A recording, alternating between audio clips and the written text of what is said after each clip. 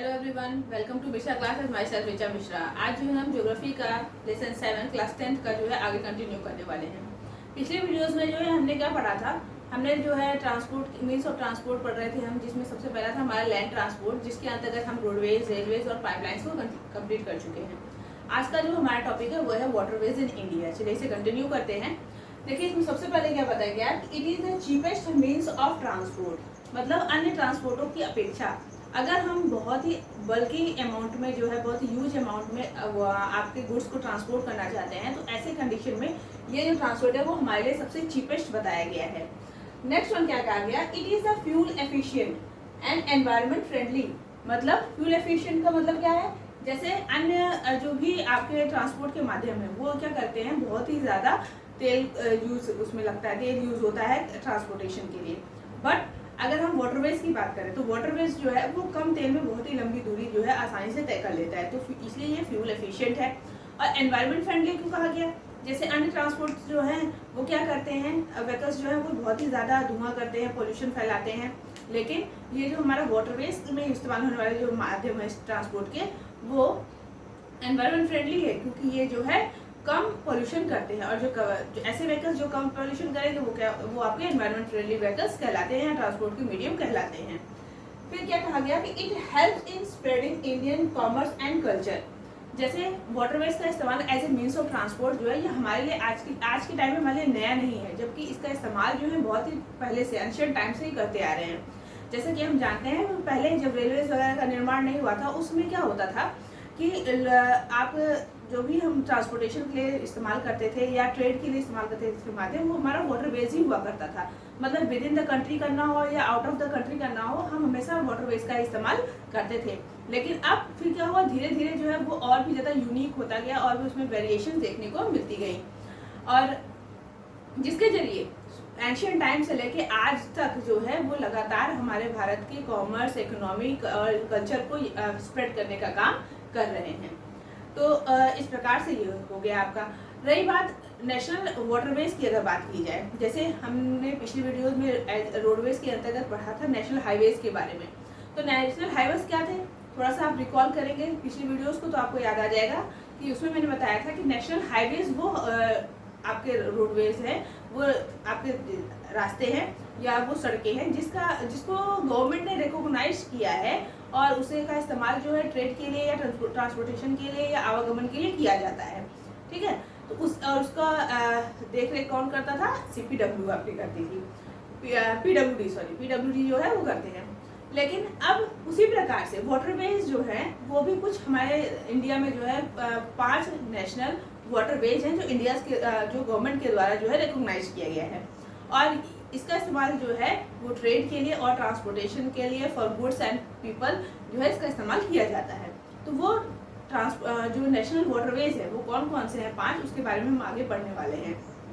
इसके पहले हम इसे स्टार्ट करें, एक इम्पॉर्टेंट इन्फॉर्मेशन है।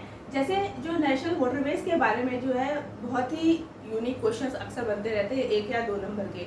जैसे 10 CBSE के जो बच्चे हैं वो उनके लिए भी इस लेसन से वाटरवेज टॉपिक से जो है क्वेश्चंस पुट अप होते हैं। जैसे फॉर एग्जांपल जैसे आपसे पूछ लिया जाए नेशनल वाटरवेज नंबर 2 जो है वो किस स्टेट से किस स्टेट तक कनेक्टेड है, या नेशनल वाटरवेज नंबर 3 जो है उसके स्ट्रेच कितना है, या किस नदी पे वो बना हुआ है, किस नदी के जरिए वो बना हुआ है। तो ये सारे क्वेश्चन जो है अक्सर एग्जाम में पुटअप होते रहते हैं, और जिस प्रकार से ये क्वेश्चन जो है CBSE बोर्ड में आते हैं उस प्रकार से आज के टाइम में देखा जाए, प्रेजेंट टाइम में हमारे यूपी बोर्ड का सिलेबस भी सेम हो गया, NCERT बेस्ड सिलेबस चल रहे हैं, तो उसमें भी ये क्वेश्चंस इस लेसन से पुटअप होते रहते हैं। तो चलिए हम स्टार्ट करते हैं इस टॉपिक को। तो जैसे नेशनल हाईवेज जो है, सॉरी मैंने यहाँ हाईवेज लिख दिया, यहाँ पे आपका वाटरवेज होगा, यहाँ पे वाटरवेज। तो आपका नेशनल वाटरवेज जो है उसके बारे में अगर देखा जाए तो वो क्या बताया गया, जैसे पहला है नेशनल वाटरवेज नंबर 1, इसके बारे में देखिए। तो ये कहाँ है आपका, इलाहाबाद से लेके हल्दिया तक। ठीक है, इलाहाबाद से हल्दिया तक ये बना है गंगा रिवर पे। इसका स्ट्रेच है 1620 किलोमीटर। इसे मैप में अगर हम समझते हैं तो देखिए, जैसे ये आपका मैप है, आपका नेशनल हाईवे जो नेशनल वाटरवेज नंबर 1 जो है वो क्या बताया गया है, इलाहाबाद से लेके हल्दिया तक। तो ये कहाँ है आपका, इलाहाबाद उत्तर प्रदेश, हल्दिया यानी कि आपका वेस्ट बंगाल। तो हल्दिया से लेके इलाहाबाद से लेके हल्दिया तक इसका स्ट्रेच है। ये नेशनल वाटरवेज नंबर 1 है और इसका स्ट्रेच कितना है 1620 किलोमीटर, ठीक है। और उत्तर प्रदेश है, वेस्ट बंगाल इसका स्टेट है, बीच में आपका बिहार वगैरह भी आता है, ठीक। ये हो गया आपका national waterways number 1। Second one क्या है आपका नेशनल वाटरवेज नंबर 2 के बारे में अगर देखें तो इसमें क्या बताएंगे, देखिए सादिया टू डुबरी, सादिया से डुबरी तक, और इसका स्ट्रेच कितना है 891 किलोमीटर, ब्रह्मपुत्र रिवर पे ये बना हुआ है, ठीक। तो इसे मैप में अगर हम समझते हैं तो मैप में आप इसे कहाँ लोकेट करेंगे, यहाँ पे सादिया यानी कि अरुणाचल प्रदेश, जो आपका north eastern most point state है, उत्तर अरुणाचल प्रदेश, सादिया से लेके असम डुबरी तक, यानी डुबरी कहाँ है आपका असम स्टेट में। तो यहाँ से यहाँ तक आपका नेशनल वाटरवेज नंबर 2 है और इसकी जो स्ट्रेच है वो कितना है 891 किलोमीटर, और ये किस नदी पे बना हुआ है, ये है आपका ब्रह्मपुत्र रिवर पे, ठीक है। ये क्लियर हो गया होगा आपको। अब नेशनल वाटरवेज नंबर 3 के बारे में देखते हैं। नेशनल वाटरवेज नंबर 3 जो है वो वेस्टर्न कोस्ट कैनल पे बना है, उसे वेस्टर्न कोस्ट कैनल भी कहते हैं, और ये बना है, ये कहाँ पे आपका केरला में है। इसका लेंथ जो है 205 किलोमीटर है। ये कोटापुरम से लेके कोलम तक जो है इसका स्ट्रेच है, मतलब कोटापुरम से लेके कोलम तक, और इसके साथ साथ उद्योग मंडल और चंपाकारा नाम की जो कैनल्स है वो भी इससे इसमें इंक्लूड है, ठीक है। इसे हम मैप में समझते हैं। तो ये कहाँ है आपका नेशनल वाटरवेज नंबर 3, ये है आपका केरला में, यहाँ से यहाँ तक क्या है आपका केरला है, ठीक है। तो यहाँ से आपका केरला है आ जाता है ये, इसमें कहाँ से है कोटापुरम से लेके कोलम तक, ठीक है। और इसकी लंबाई कितनी है 205 किलोमीटर। यहाँ से यहाँ तक आपका जो वेस्टर्न कोस्ट कहा जाता है ये केरला में है, कोटापुरम से लेके कोलम तक इसका स्ट्रेच है, और कितनी लंबाई है 205 किलोमीटर। फिर आता है आपका नेशनल हाईवे नंबर 4। तो नेशनल हाईवे नंबर 4 क्या है, देखिए इसका स्ट्रेच है गोदावरी से कृष्णा नदी, मतलब ये गोदावरी टू कृष्णा रिवर तक ये स्ट्रेच है, इसका मतलब ये बना हुआ है, और जिसके अंतर्गत काकीनाडा और पुडुचेरी, मतलब कहाँ से कहाँ तक, काकीनाडा से पुडुचेरी तक, इसका लेंथ है 1078 किलोमीटर की। इसे अगर मैप में हम समझे तो नेशनल हाईवे नंबर 4 है आपका यहाँ पे काकीनाडा से पुडुचेरी, काकीनाडा यानी कि आपका कौन सा स्टेट है आंध्र प्रदेश से लेके पुडुचेरी तक ही फैला हुआ है। इसका जो स्ट्रेच है वो 1078 किलोमीटर है।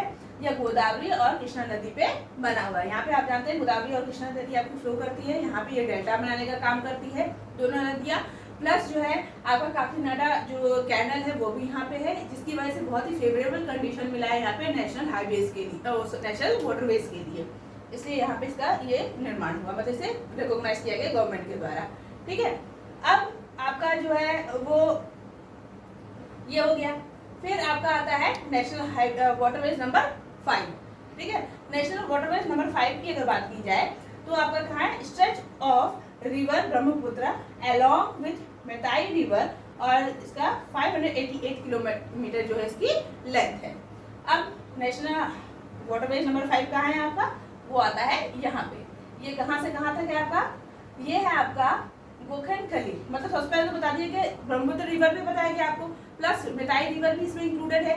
इसकी लंबाई जो है 588 किलोमीटर की है, और ये किस स्टेट से किस स्टेट तक है, तो ये है आपका गोखनखली यानी कि वेस्ट बंगाल से लेके तलचर यानी कि उड़ीसा तक। उड़ीसा में तलचर एक जगह है, वहाँ पे जो रिवर है वहाँ से गोखनखली वेस्ट बंगाल से तलचर उड़ीसा तक इसका स्ट्रेच फैला हुआ है। तो इस प्रकार से आपके ये 5 नेशनल वाटरवेज हो गए हैं, जो आपको मैप के द्वारा मैंने आपको समझा दिया है, आपको उसके लोकेशंस को बता दिया कहाँ से कहाँ तक है, प्लस आपको मैप में भी बता दिया गया है। अब आसानी से आप जो है इसे मैप में फिल कर सकते हैं, और आपको जो क्वेश्चंस पूछे जाएंगे कि कौन सा जो है रिवर, कौन सा वाटरवेज कहाँ से कहाँ तक है आप बता सकते हैं, किलोमीटर भी बता सकते हैं। इस प्रकार से आपका कंप्लीट हो जाएगा। तो ये तो हुआ हमारा आज का वीडियो। जो हम नेक्स्ट वीडियो में पढ़ेंगे वो हम पढ़ेंगे मेजर सी पोर्ट्स के बारे में नेक्स्ट वीडियो में। Thank you.